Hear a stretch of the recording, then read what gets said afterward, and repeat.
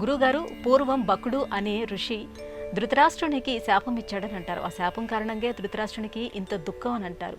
ఏమిటది? అమ్మాయి, ధృతరాష్ట్రుడికి ఆ రాజ్యం అతడిది కాదు, ధరింపబడిన రాష్ట్రం కలవాడు కాబట్టి ధృతరాష్ట్రుడు అయ్యాడు. వచ్చేసింది కదా, కనుక వచ్చేసిన దానిని తన సంతానానికి అందించాలి అనే దుగ్ధ ఎవరిలోనైనా ఉంటుంది. ఇలా వచ్చిన రాజ్యం తాను భద్రపరచుకొని తన సంతానానికి అప్పగించడం ద్వారా భావి తరాలలో ధార్తరాష్ట్ర సంతతి ఇదే కొనసాగింపబడాలి అనే స్వార్థం కారణంగానే ధృతరాష్ట్రుడికి పుత్రశోకం కలిగింది. మహాభారతంలో స్త్రీ పర్వంలో ఈ సందర్భం ఏర్పడుతుంది. పూర్వం బకుడు అనే ఒక మహర్షి తన మిత్రులతో కలిసి ఇతర ఋషులతో కలిసి అనేక యాగాలు చేస్తూ ఆ యాగక్రమంలో విశ్వజిత్ యాగం అనే యజ్ఞాన్ని నిర్వహించాడు. ఆనాటి కాలంలో ఋషులు పలువురు దేశక్షేమం కోరి, రాజ్యక్షేమం కోరి యజ్ఞాలు యాగాలు నిర్వహించడం, ఆ యజ్ఞాల యాగాల నిర్వహణకు కావలసిన వస్తు సంభారాలను, ధనాన్ని రాజు వద్ద సేకరించడం ఆనవాయితీ.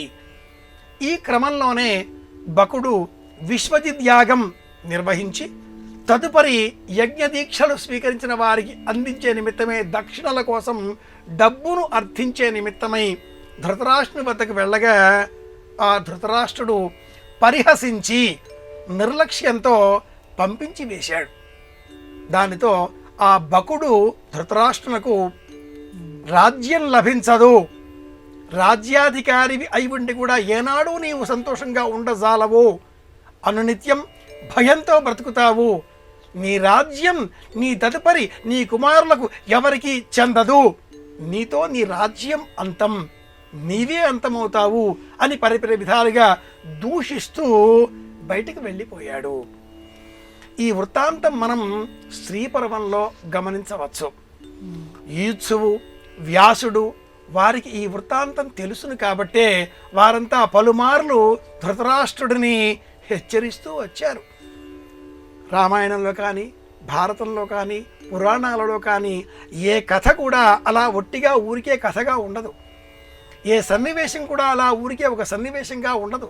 దాని వెనకాతల మరి ఒక కారణం ఇంకో ఉపకథ, మరి ఒక కారణం మరి ఒక పరికథ, ఇలా కల్పింపబడి ఉంటాయి. ఈ క్రమంలోనే బక మహర్షి శాప కారణంగా ధృతరాష్ట్రునకు ఇంత దుఃఖం కలిగింది అని మహాభారతమే వివరిస్తుంది. ఈ కథను తెలుసుకోవడం ద్వారా మనం తెలుసుకోవాల్సింది ఏమిటి అంటే, మనకు కూడా జీవితంలో ఏవైనా దుఃఖాలు వస్తాయి, రాకుండా ఎవరు ఉండరు. అలా దుఃఖం వచ్చినప్పుడు, బాధ కలిగినప్పుడు కారణం ఏమేమి ఉంటుందా? ఎప్పుడైనా ఎక్కడైనా ఎవరికైనా తెలిసి తెలియక మన వల్ల దుఃఖం కలిగి ఉండవచ్చునా? మనం ఎవరినైనా బాధించి ఉంటామా? పరోక్షంగా మాట్లాడడంలో, పరుషంగా మాట్లాడిన ఆ మాటల ద్వారా ఎవరికైనా దుఃఖం కలిగిందా అని కూడా ఆలోచించి పశ్చాత్తాపం చెందుతూ నిరంతరం రామనామస్మరణ చేయాలి, కృష్ణనామస్మరణ చేయాలి అని కూడా మహాభారతం ఇందుకే వివరిస్తుంది. పరోక్షంగా కూడా ఎవరికి మనం కీడు చెయ్యకూడదు. ఎంత చెప్పినా ఎంత చేసినా కూడా, శాస్త్రార్థం ఎంత ఉన్నా కూడా, ఒక్క వాక్యంలో శ్లోకార్థే సంప్రవక్ష్యామి యదుక్తం గ్రంథకోటిభి, వేల గ్రంథాలలో ఉండే సారాంశం అంతా ఏమిటి అంటే సగం శ్లోకంలో చెబుతాను.